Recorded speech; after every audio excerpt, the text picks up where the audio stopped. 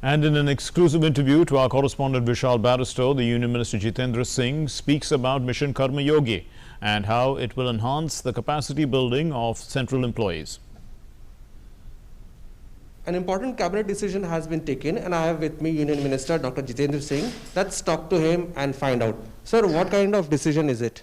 No, actually, this has been named as a national program for civil services capacity building and has been given the nomenclature of Mission Karma Yogi. So to put it in brief, in a single sentence, I could sum up saying that this is an endeavor or an attempt to reincarnate a government servant into a true Karma Yogi, to serve the nation to the best of his capacity, to make him more creative, to make him more constructive, to make him more innovative, to make him more technically enabled. And what has the idea which was inspired by the realization that there was a lot of multiplicity of the training curriculum, training institutes in this country. Most of the departments as well as ministries were working in silos, in separate compartments.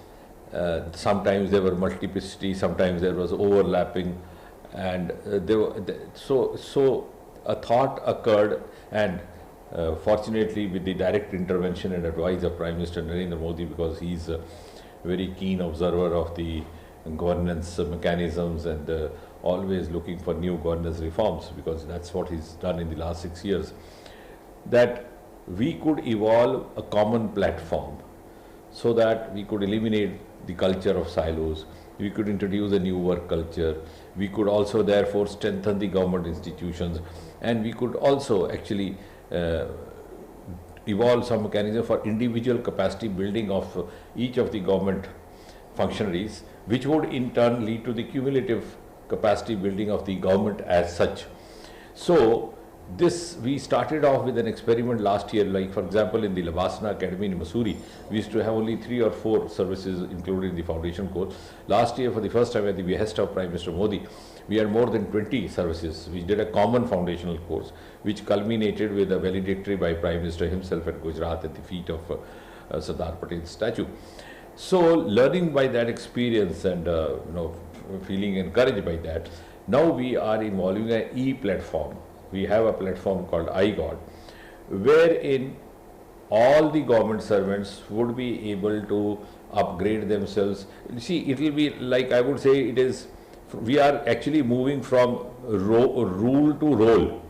Earlier, under the rules, you would make an appointment for a government functionary for a particular assignment or task, but you would not always be considering what kind of role he or she has to. Now, for example, if I am posted into accounts department, maybe I take a book of accounts and try to educate myself, and that's about all, or get guided by my seniors, but there is no institutionalized mechanism.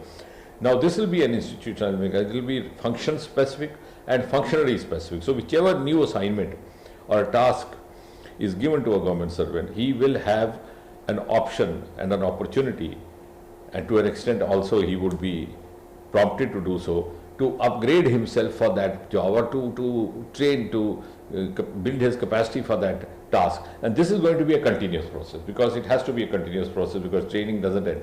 Secondly, we had a culture of mid-career trainings, and some of the officers even going abroad and trying to upgrade themselves, but that was limited to a handful few at the top echelons. Now this will be uniformly available to all officers at all levels, so it's more of a democratization of the continuous upgradation.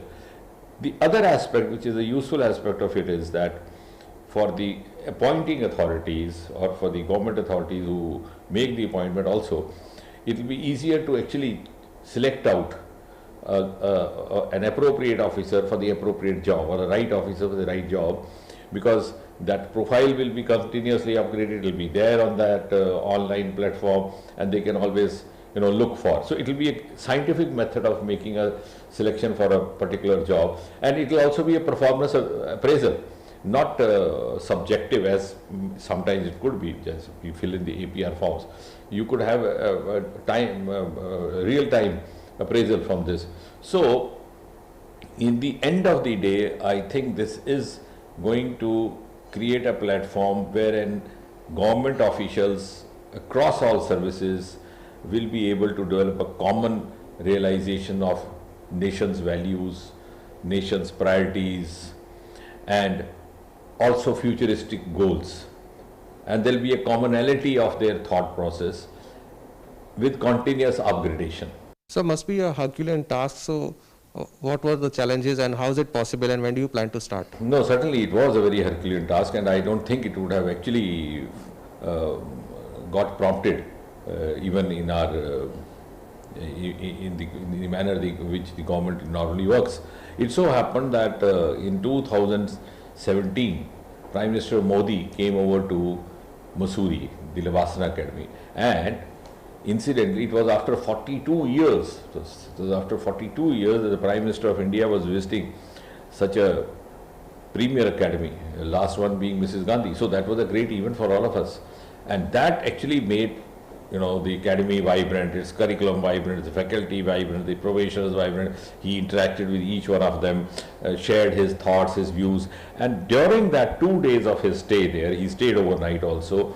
One of the important features that came out from his interaction and from his discourses was that could we end working in silos?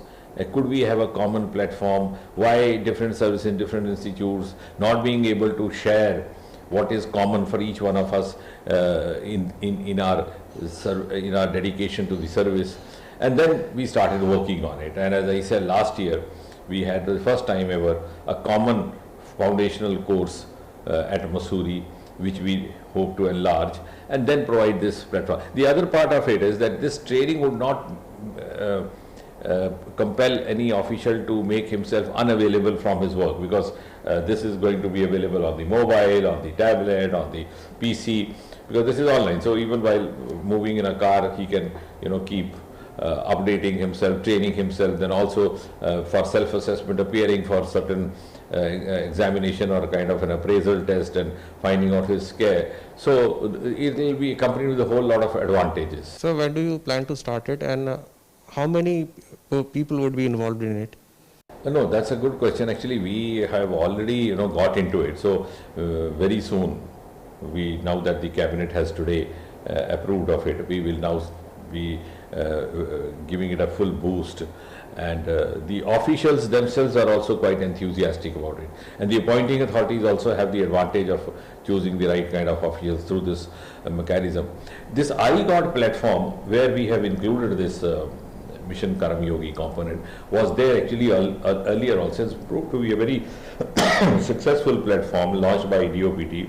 Even during the COVID pandemic, we had as many as about nearly 25 lakh of government functionaries who registered on it. So we were training corona warriors among the officials, so which was a very successful experiment. So likewise, I think we are now going to enlarge it to serve a different purpose altogether. It's a huge path-breaking governance reform. So there you heard the Union Minister. Mission Karma Yogi will reform the administrative system of the country. With cameraman SP Dubey and Vinod Ojha, this is Vishal Baristo for DD India.